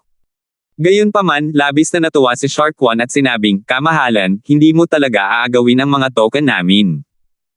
Diretsyong sinipa siya ni Mateo at pabulong na sinabi, takbo ka na papasok. Magpapahinga ka pa at ang mga token mo ay mapapasabat ang Panginoon na ito. Napatalon sa takot si Shark 1 at dali-daling gamulong at gumapang kasama si Shark 2, papasok sa loob ng harang na ambon. Ginoo, ito. Naguguluhan na tanong ni Chen Ao. Malamig na sabi ni Mateo, sumunod lang kayo sa akin ay sapat na.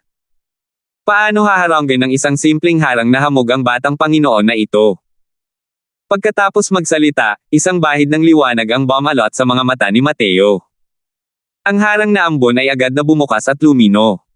Nakakakita ang Sun Moon Heavenly Pupil ng napakaraming bagay sa mundo. Natural na hindi kayang pigilan ni Mateo ang isang simpleng harang na may hamog. Nang sandaling bumukas ang Sun Moon Heavenly Pupil, agad itong lumitaw. Nagpabalik-balik si Mateo sa loob ng harang na may hamog na parang naglalakad ng walang ginagawa sa looban. Bigla, isang nakakatakot na espiritu ng apoy ang biglang lumabas, sumugod diretso sa lahat. Malaki ang ipinagbago ng ekspresyon ng grupo, parang matutunaw ang buong pagkatao nila. Malamig na sumigaw si Mateo, nakakapangilabot.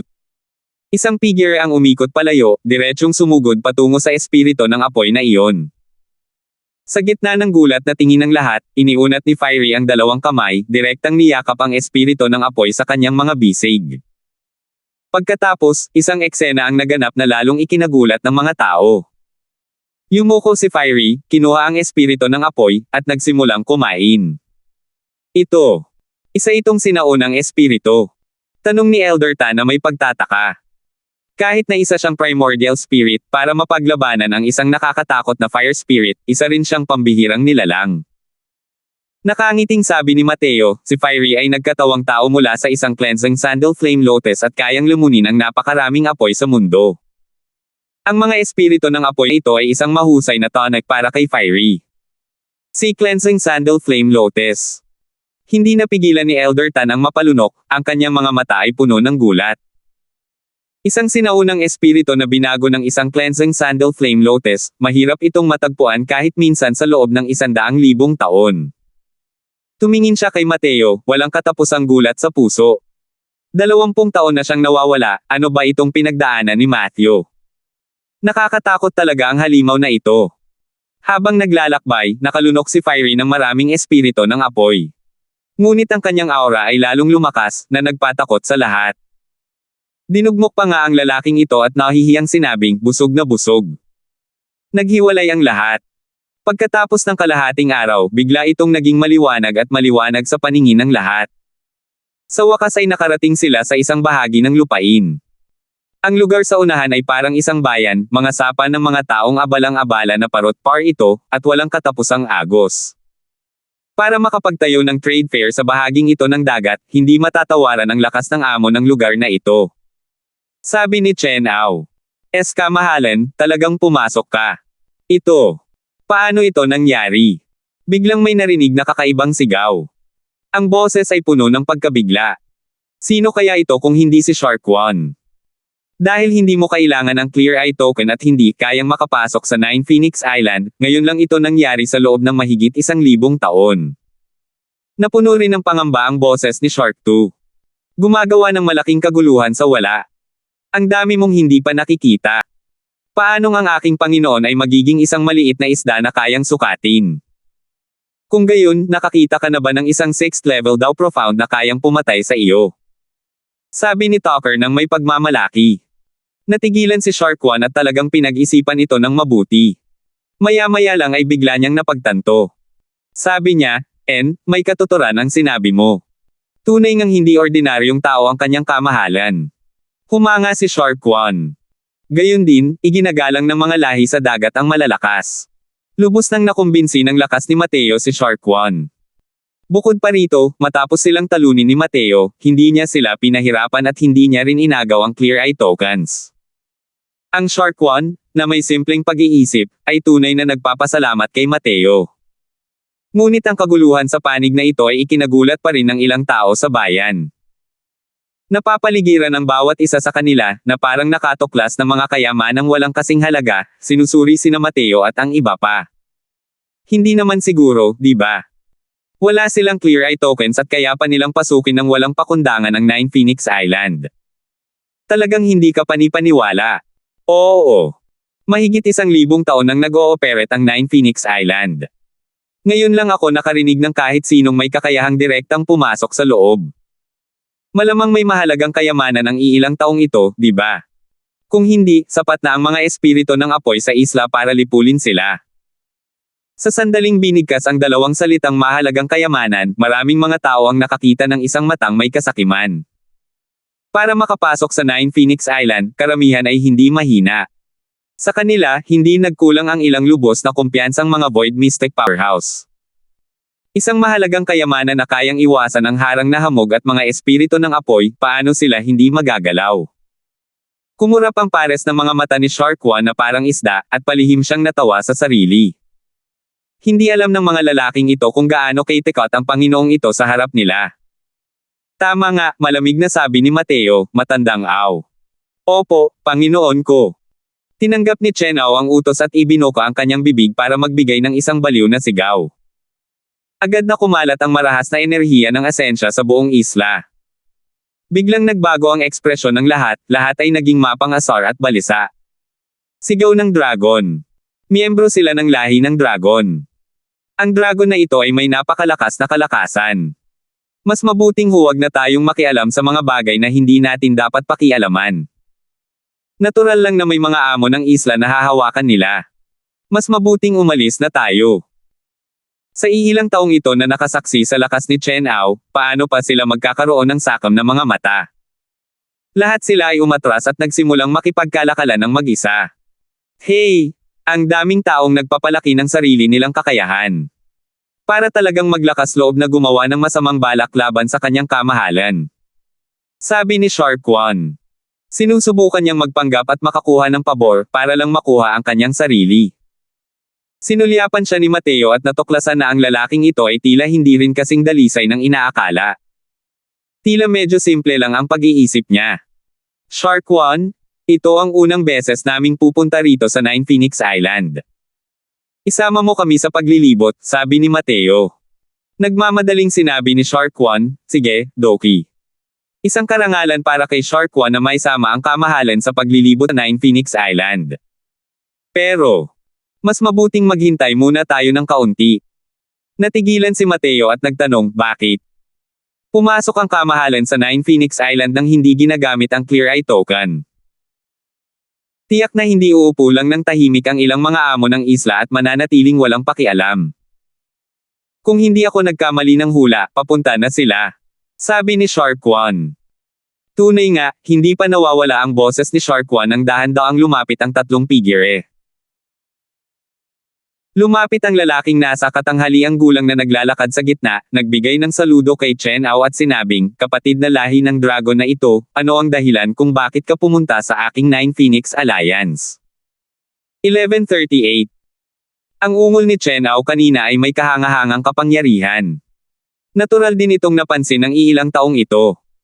Kung hindi, tiyak na hindi sila magiging ganoon kagalang-galang. Nagkamali lang sila ng akala na si Chen Ao ang pinuno ng kumpanyang ito. Ginoo, ano ang dahilan ng ating pagpunta rito? Walang ekspresyong tanong ni Chen Ao kay Mateo. Ginoo. Kakaiba ang tingin ng taong nasa gitna kay Mateo. Pero kahit ano pa ang hitsura niya, isa lamang ordinaryong 6th level daw profound si Mateo. Hindi rin ito inisip ni Mateo at malamig na sinabi, ako si Mateo. Ang iilang ito ay mga tagasunod ko. Nabalitaan ko na ang 9 Phoenix Island ay may magagandang bagay na wala sa labas ng mundo. Pero wala rin kaming Clear Eye tokens, kaya't maaari lamang kaming basta-basta pumasok sa loob. Kung may mga hindi komportableng lugar, sana'y maging mapagbigay ka at magpatawad. Sa pagkakataong ito, mabilis na lumapit si Shark One sa tabi ni Mateo at sinabing, ang nasa gitna ay ang pangalawang Island Master, si Maven. Ang nasa kanan ay ang ikatlong Island Master, si Elvan. Ang nasa kaliwa ay ang pang-apat na Island Master, si Hilary. Natural lang nakilala ni Maven si Shark One. Nang makita niya ang pakikitungo ni Shark One kay Mateo, hindi niya maiwasang mabigla ng husto.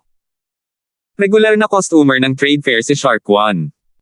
Malinaw pa rin kay Maven ang kanyang pagkatao at lakas.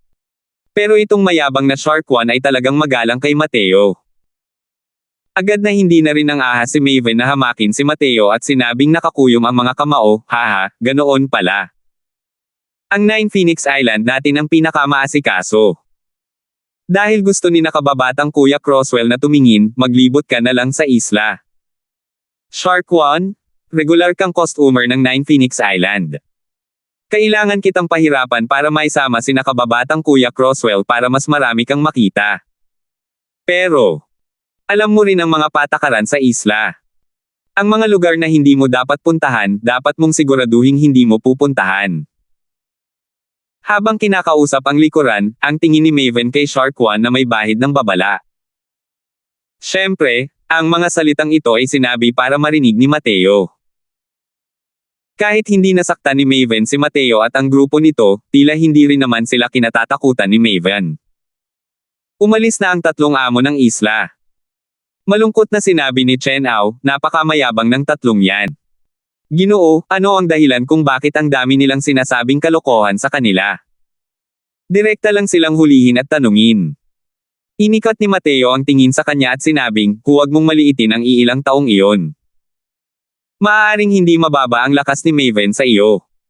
Ang orihinal niyang katawan ay gawa sa itim na peteng ng lahing dagat. Hindi ko inaasahan na ang lahing dagat ay mayroon pa ring ganitong kalakas na kapangyarihan. Hindi napigilan ni Chen Ao na maging malungkot, at sinabi niya, hindi naman siguro, di ba? Napakalakas ng lalaking yun. Posible kayang 20,000 taon na ang lumipas, at nagbago na ang mundong ito. Sa totoo lang, malakas pa rin ang pakiramdam ng pagkatalo ni Chen Ao sa panahong ito. Siya ang pinakamalakas sa lahi ng dragon noong panahong iyon. Pero kung tutuusin, isang malaking grupo ng mga tao ang maaaring lumabas at suntukin siya. Ang pangalawang Island Master na ito na biglang sumulpot mula sa hindi malaman na lugar, ang kanyang lakas ay hindi naman talaga mababa sa kanya. Ang ganitong uri ng pagkakaiba sa pagitan ng mga inaasahan at katotohanan ay talagang dahilan upang hindi niya ito matanggap. Pero sa mga sinabi ni Mateo, kumbinsido pa rin siya rito. Hinding-hindi siya magsasalita ng mga kalokohan para saruan ang loob niya. Nakakaramdam ako ng mahinang kapangyarihan ng mga batas ng divine daw mula sa kanya. Kahit kaunti lang ito, nalalampasan na nito ang mga ordinaryong void mystic powerhouse. Bukod pa rito, sa likod nila ay mayroon pang misteryoso at mahirap unawaing Heavenspan Island Master. Kaya, mas makabubuti kung maging mahinahon tayo, malamig na sabi ni Mateo. Ang kaharian ng puso ni Mateo ay umabot sa dakilang bilog ng pagiging perpekto. Siya ay napakasensitibo sa lahat ng nakapaligid sa kanya. Ang aura na nagmumula sa katawan ni Maven ay tunay ngang aura ng mga batas ng banal na Dao. Dahil dito, wala nang galit si Chen Ao. Ginoo, ano na ang dapat nating gawin ngayon? Tanong ni Chen Ao. Tumingin ka muna sa paligid, sabi ni Mateo. Pangalawang kapatid, maaari kayang basta na lang natin pakakawalan ang batang iyon. Kaya niyang iwasan ang harang na hamog at mga espiritu ng apoy. Talagang may dala siyang mahahalagang kayamanan. Sabi ng unang amo ng isla, si Elvan. Oo, pangalawang kapatid. Kahit kaunti lang sila, tanging ang lalaking iyon sa lahing dragon lang ang may kapangyarihan. Pero pangalawang kapatid, sapat na ang pakikitungo mo sa kanya. Ang natitira, kami ni pangatlong kapatid ay sapat na para mapabagsak nila. Dahil nakapasok sila sa 9 Phoenix Island, kahit patayin pa natin sila, walang maglalakas loob na sumugod sa atin, sabi ng pang-apat na Panginoon ng isla, si Hilary. Ang tatlong amo ng isla ay talagang pinagmamasdan ng may kasakiman si Mateo ng mga kathang-isip na mahalagang kayamanan, pinag-uusapan ang pagpatay sa grupo ni Mateo. Nagmuni-muni sandali si Maven, umiling, at sinabing, hindi simple ang binata. Walang pag-aalinlangang sinabi ni Elvan, hindi ba't isa lamang siyang 6th level daw profound? Ano ang hindi simple tungkol dito? Maaari kayang baligtarin ng isang 6th level daw profound ang kalangitan. Sabi ni Maven, hindi mo ba napansin ang ugali ni Shark One kay Mateo? Halos kapantay mo ang lakas ni Shark One. Pero takot na takot si Shark One sa binata. Sunod-sunod silang pumasok. Sa aking palagay, siguradong nakipagpalitan na ng suntok si Shark One sa grupo ng mga taong iyon sa labas. Paano kung magpalitan ng suntok? Mayroon silang pinakamataas na mystical powerhouses. Hindi ba't normal lang ang matalo?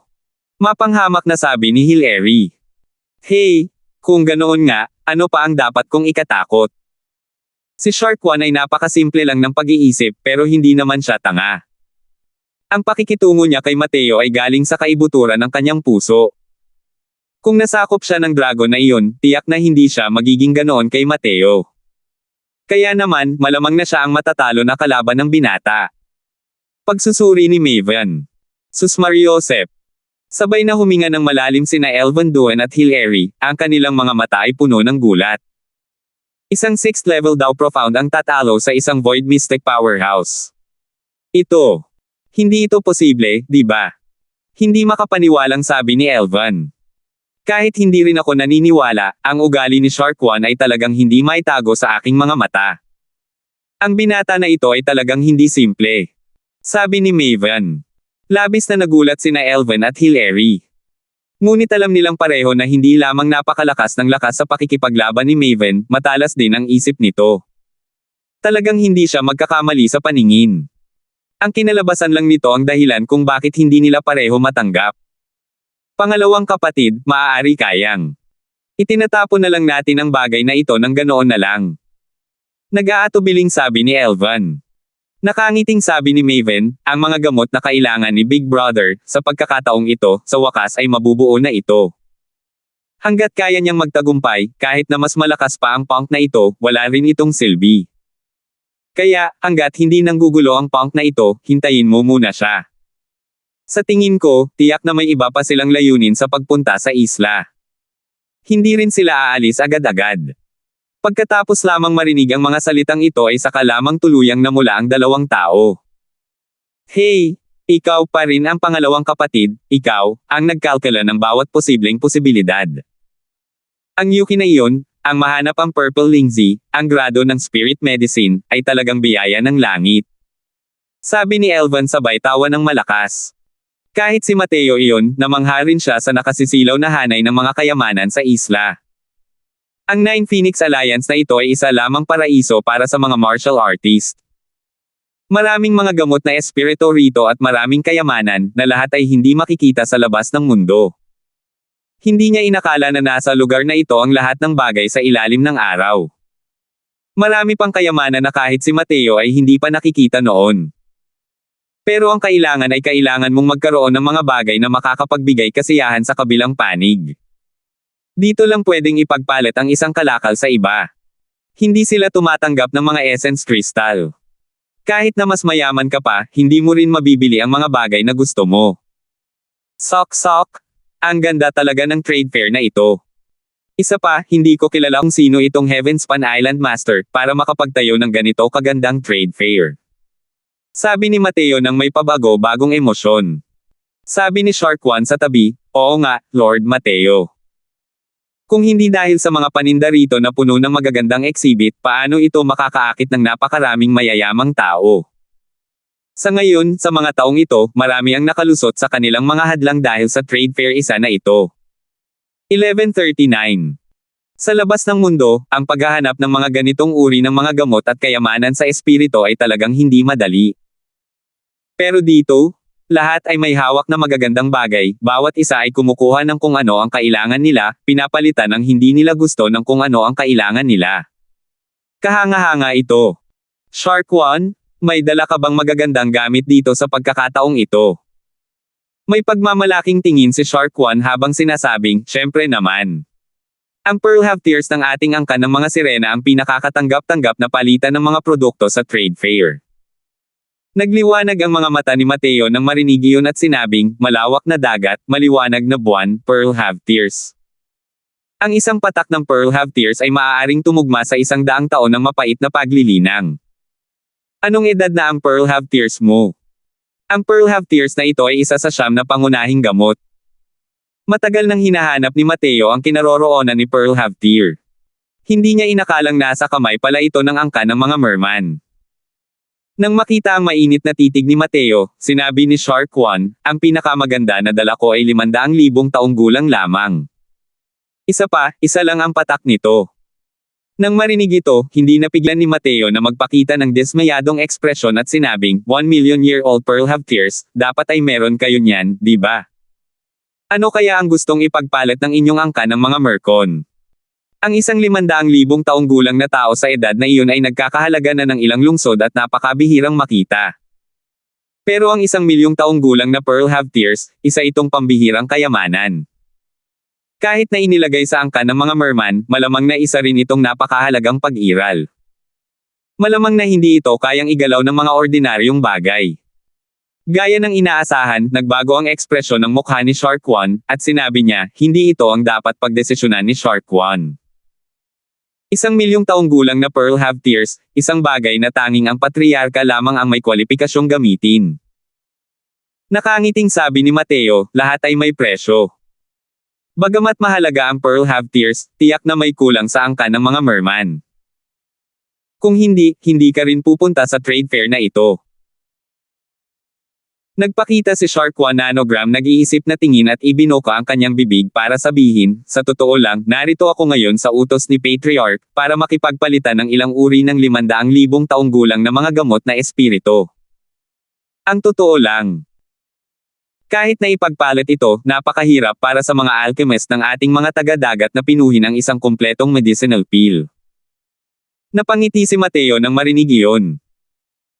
Ang ganitong uri ng pagpipino ng mga table tasks, hindi ba't iyon mismo ang kanyang kakayahan? Anong klaseng medicinal pill ang gusto mong pagandahin? Nang makita ang interesadong tingin ni Mateo, gulat na sinabi ni Shark One, kamahalan, marunong ka pa ba ng alchemy? Kalokohan yan. Kung hindi marunong ng alchemy ang Ginoo, wala ring nakakaalam sa divine realm na ito. Nakangising sabi ni Tucker sa tabi. Hindi pinansin ni Shark One ang pangungutya ni Tucker, ngunit muli niyang sinuri ng mabuti si Mateo. Malinaw na hindi siya lubos na naniwala. Napakataas ng talento ni Mateo sa martial daw. Para magkaroon ng ganitong mga tagumpay sa murang edad, kahit na mas kahanga-hanga pa siya, kailangan din niyang mag-cultivate ng mabuti. Paano naging alchemist ang isang henyong martial artist? Kamahalan, ang gamot na ito ay ipoproseso para sa ating batang patriarka. Ngunit ito ay isang pildores na gawa sa demonyo. Bukod pa rito, ito ay isang mestiko at demonikong pildores. Maingat na sabi ni Shark One. Ngumiti si Mateo at sinabing, tungkol dito, wala kang dapat pakialam. Ikaw lang ang tinatanong ko.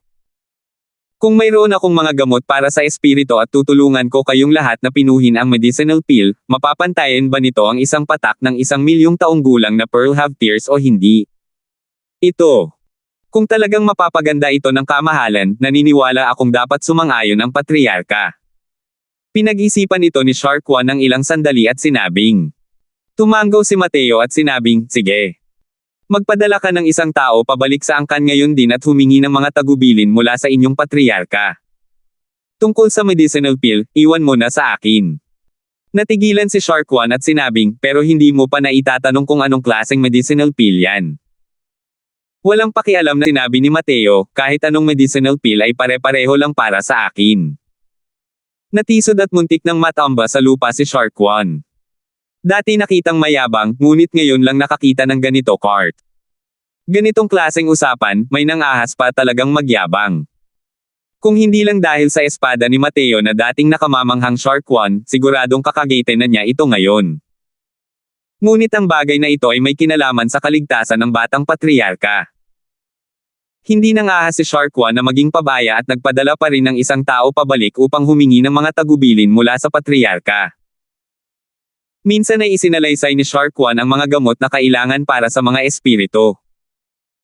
Medyo nagulat si Mateo matapos itong marinig at sinabing, kaya, ito ang Purple Void Vitality Spirit Pill. Hindi madaling pinuhin ang demonic pill na ito. Kahit para sa mga peak alchemy emperor ng lahi ng mga demonyo, napakakaunti rin ng mga kayang pinuhin ito.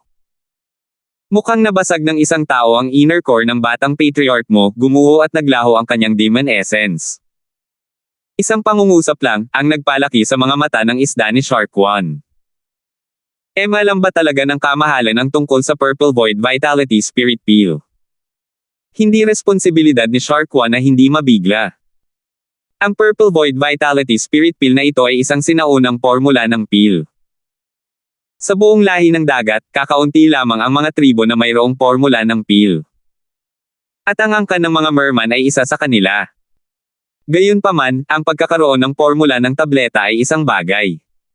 Ibang usapan kung maaari ba nilang pinuhin o hindi. Kakaunti ang mga mapagkukunan ng lahi sa dagat noong una pa lang. Hindi pa nalilinang ang mga kasanayan sa alchemy. Ang pagnanais na pinuhin ito ay kasing hirap ng pag-akyat sa langit.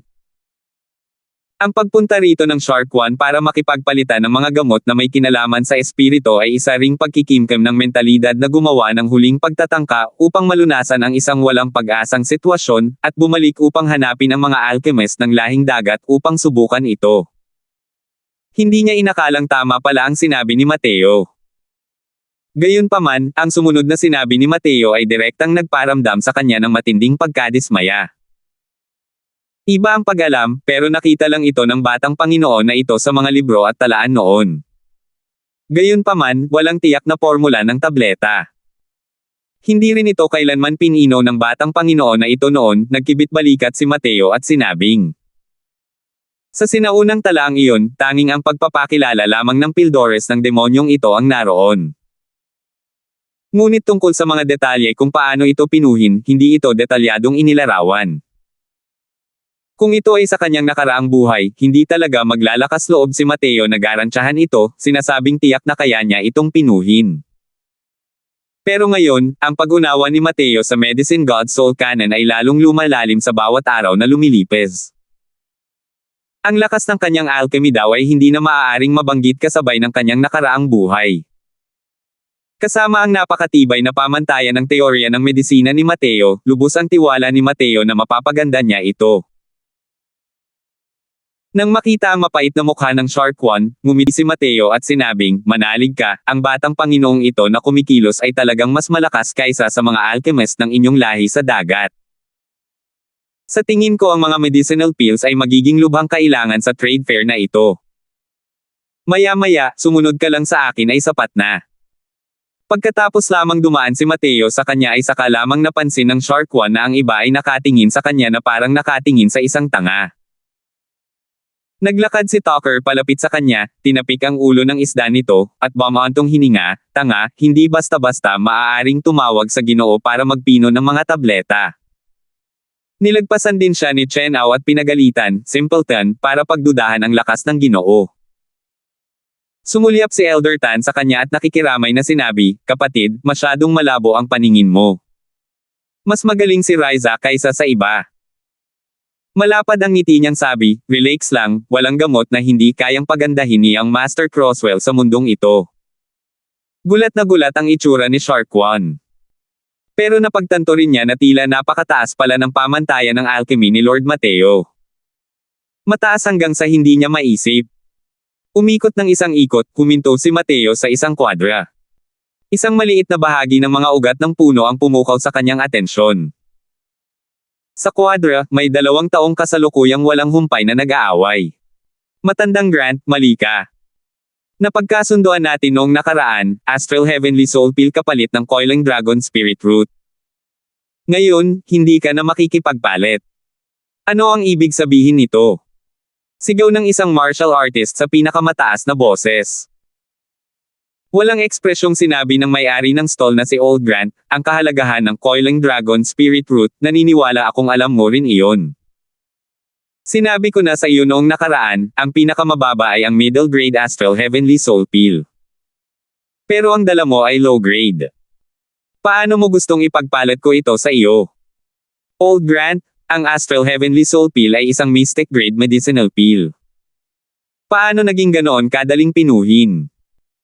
Hindi ba't nagiging mahirap para sa mga taong gustong maging middle grade? Sabi ng martial artist habang namumula ang mukha hanggang tenga. 1140. Sumulyap si Old Grant sa taong iyon at malamig na sinabi, ang hindi pagpapalitan ay nangangahulugang hindi pagpapalitan. Maaari kayang pilitin mo pa rin ang isang transaksyon. Jerwin, huwag mong kalimutan ang mga patakaran ng Nine Phoenix Island. Pagkabanggit sa mga patakaran, agad na naningkit ang mukha ni Jerwin. Ang mga patakaran sa Nine Phoenix Island na ito ay hindi ang pilitin ang isang transaksyon, at hindi ang pumatay ng isang tao at sakupin ang kanyang mga ari-arian. Nang matuklasan, agad na hinatulan ng kamatayan. Kahit marami ang mga powerhouse dito, wala ni isa sa kanila ang kayang umabot sa antas ng lakas ni Maven. Ang Peak Void Mystic ay hindi kayang makamit ni Newman. Matagal na nanood si Mateo sa tabi. Sa pagkakataong ito, nagsalita siya sa matandang Grant na iyon, ang iyong Coiling Dragon Spirit Root, basta't isa itong middle grade Astral Heavenly Soul Pill, ayos na ba? Tumingin si matandang Grant kay Mateo at inikot ang kanyang mga mata. Sabi niya, hanggat kaya. Maaari mo bang tanggalin ito? Kung kaya mo itong tanggalin, paano kung ibigay mo ito sa iyo? Maingat na tiningnan ni Jerwin sa tabi si Mateo. Malinaw na takot talaga siya na uminom si Mateo ng Astral Heavenly Soul Pill. Ngumiti si Mateo, ngunit hindi pinansin si matandang Grant, at sinabi kay Jerwin, itong nakatatandang kapatid na ito, ano ang palagay mo tungkol dito? Ibabalik ko ang iyong Astral Heavenly Soul Pill pabalik sa Pagan upang muling pandayin at pinuhin ito ng kaunti. Itong Coiling Dragon Spirit Root, kalahati ang makukuha natin bawat isa. Ang Coiling Dragon Spirit Root ay lubhang kapaki-pakinabang sa mga body cultivator. Napansin ni Mateo na ang Jerwin na ito ay isa palang body cultivator. Ang kanyang lakas ay umabot na sa tugatog ng Divine King. Sa totoo lang, nang umabot sa napakataas na realm ang mga body cultivator, mas nakakatakot pa sila kaysa sa mga Essence Energy martial artist. Ang depensa ng kanilang katawan ay maaaring ituring na masama. Kung ipagpapatuloy ang paglinang ng isang napakalakas na teknik sa pakikipaglaban, halos natatalo nito ang mga nasa parehong ranggo. Napakahalaga kay Jerwin ang Coiling Dragon Spirit Root na ito. Kaya naman, matapos niya itong makita noong huling beses, halos naubos niya ang lahat ng kanyang ipon, at inanyayahan ang Alchemy Emperor Powerhouse ng Alchemist Association na pinuhin ang Astral Heavenly Soul Pill. Ngunit sa kasamaang palad, isang mababang grade na Astral Heavenly Soul Pill lamang ang pinino ng kabilang panig. Muntik na siyang mabaliw dahil dito. Nakakalungkot na kahit hindi naman masama ang lakas ni Jerwin, hindi niya ito pinanggahasan na saktan ang malaking bentahe ng Alchemist Association. Bukod dito, ang pag-imbite sa mga alchemist na pinuhin ang mga tableta ay parang pag-ako na responsibilidad para sa grado sa simula pa lang. Kahit na humanap siya ng gulo rito, hindi rin iyon makatwiran. Dahil sa pakiramdam na walang magawa, pumunta pa rin siya sa Nine Phoenix Island, sa kagustuhang hanapin si Old Grant para ipagpalit sa Coiling Dragon Spirit Root. Ngunit hindi ito sinunod ni Old Grant. Nang marinig ang mungkahi ni Mateo, si Jerwin ay nagmukhang gulat. Nang mapino na ang gamot na gamot, ito ay halos hindi na mababago at hindi na mababago. May mga taong kayang linisin ang isang medicinal pill para mapataas ang antas nito. Ngunit ang mga iyon ay pawang mga nilalang na nakarating na sa rurok ng pagiging perpekto sa alchemy daw. Magagawa kaya ito ng binata na ito sa harap mismo ng kanilang mga mata? Bukod pa rito, ang kahirapan sa pagpino ng Astral Heavenly Soul Pill ay napakataas. Ang kahirapan ng paglilinis ay mas lalong hindi maisip. Sa kagustuhang mapataas ang grado, halos imposibleng matapos ang gawaing ito. Binata, huwag kang magbiro. Alam kong malalakas kayo, pero ang pill refinement ay hindi maaaring sabihin ng walang ingat.